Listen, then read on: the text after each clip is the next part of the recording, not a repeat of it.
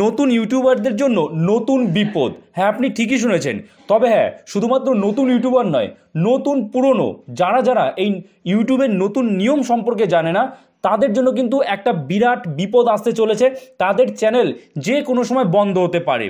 Copyright strike. হ্যাঁ, এবার এখানে বলবে, ও কপিরাইট স্ট্রাইক আমি জানি তো, কারোর কাছ থেকে কোনো মিউজিক নিলে কিংবা কারোর কোনো ভিডিও ফুটেজ নিলে কিংবা কারোর কাছ থেকে কোনো ইমেজ নিলে সেখানে কপিরাইট স্ট্রাইক আসতে পারে। না, আপনি জানেন ঠিকই, কিন্তু সম্পূর্ণটা জানেন না। কপিরাইট স্ট্রাইকের কিন্তু আরও কিছু নিয়ম রয়েছে। এমন একটা নতুন নিয়ম সামনে আসছে কপিরাইট স্ট্রাইকের, যেটা শুনলে আপনি অবাক হবেন। তো কাজেই একটু স্কিপ না করে সম্পূর্ণটা জানবেন, ভালো করে বুঝবেন। ওকে, তো চলুন দেরি না করে শুরু করা যাক। তো যাই হোক, আমরা জানতাম এতদিন কারোর কাছ থেকে কোনো মিউজিক নিলে, কারোর ভিডিও নিলে, কোনো ভিডিও ফুটেজ নিলে, ইমেজ নিলে সেখানে স্ট্রাইক আসে। কিন্তু যদি আমরা কারোর কন্টেন্টের স্ক্রিপ্ট কপি করি মানে কি, ধরুন আপনি একজন নতুন ইউটিউবার, যারা নতুন ইউটিউবার তাদেরই কিন্তু এই সমস্যাটা বেশি হয়। আবার এমন কোনো পুরনো ইউটিউবারও আছে, তারাও কিন্তু এইটা করছে, ভুল করে এই কাজটা করছে।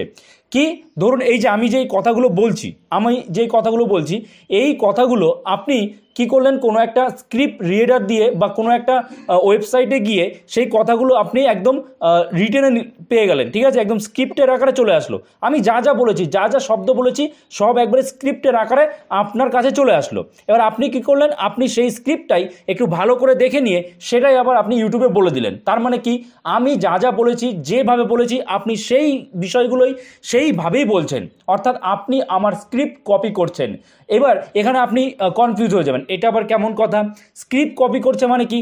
স্ক্রিপ্ট কপি করা মানে কি, আপনার কোনো একটা বিষয়ে আপনি ভিডিও বানাচ্ছেন, সেই বিষয়ে অনেকেই ভিডিও বানাতে পারে, কিন্তু সেই ভিডিও যে বানাচ্ছে, যখন সে বলছে সেই বিষয়ে, সেটা যেন সে নিজের মতো করে বলে।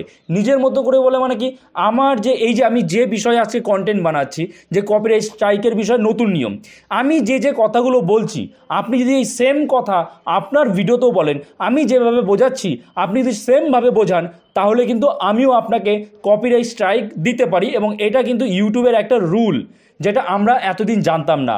আর হ্যাঁ, এই ক্ষেত্রে সবথেকে বেশি যারা ক্ষতিগ্রস্ত হতে পারে তারা হচ্ছে এডুকেশনাল চ্যানেল এবং নিউজ চ্যানেল। এছাড়া যারা নিউজ চ্যানেল, কি হয়, নিউজ চ্যানেলে দেখবেন অনেকে বিভিন্ন পেপার কাটিং নিয়ে সেটা নিউজ পড়ে, কিংবা কোনো নিউজ পেপারে যেটা বেরিয়েছে, যে নিউজটা বেরিয়েছে, একদম সেম কপি করে সেটাই সে কি বলছে, ভিডিওতে বলে দিচ্ছে। তো সেক্ষেত্রে কিন্তু তাদের স্ট্রাইক আসবে যখনই সেই নিউজ চ্যানেলের চোখে সেটা পড়বে। প্রথমত এটা। দ্বিতীয়ত, যারা এডুকেশনাল চ্যানেল রয়েছে, এডুকেশনাল চ্যানেলে কি করে, অনেক চ্যানেলে যে কোশ্চেন দেয়, সেই কোশ্চেনের অ্যান্সারগুলো ঠিক সেমভাবে, একইভাবে সে অ্যান্সারগুলো দিয়ে দিচ্ছে। মানে জাস্ট কপি করে সেম লেখা সেমভাবে সে তার ভিডিওতে দিয়ে দিচ্ছে। তো কি হলো, আপনি কিন্তু তার ভিডিওটা সম্পূর্ণ কপি করে ফেললেন। ভিডিওতে হয়তো সে নেই, ভিডিওতে তার ভয়েস নেই, ভিডিওতে তার কোনো হয়তো মিউজিক নেই, কিন্তু ভিডিওতে সে যা বলেছে, যেভাবে বলেছে, আপনি সেই জিনিসটা সেভাবেই বলছেন, একদম কপি করে বলছেন। তার মানে আপনাকে কিন্তু সে কপিরাইট স্ট্রাইক দিতে পারে।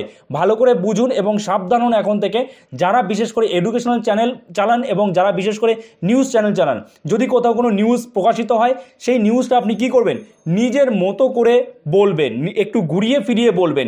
ওই নিউজ পেপারে বা সেই কোনো অনলাইন ওয়েবসাইটে যা বেরিয়েছে আপনি সেটা সঙ্গে সঙ্গে একদম জাস্ট পড়ে বলছেন, তাহলে কিন্তু আপনার চ্যানেল খুবই বিপদের মধ্যে রয়েছে। যে কোনো সময় আপনার চ্যানেলটা বন্ধ হয়ে যেতে পারে। ওকে, আশা করছি আপনারা বুঝতে পেরেছেন কপিরাইট স্ট্রাইকের এই নতুন নিয়ম।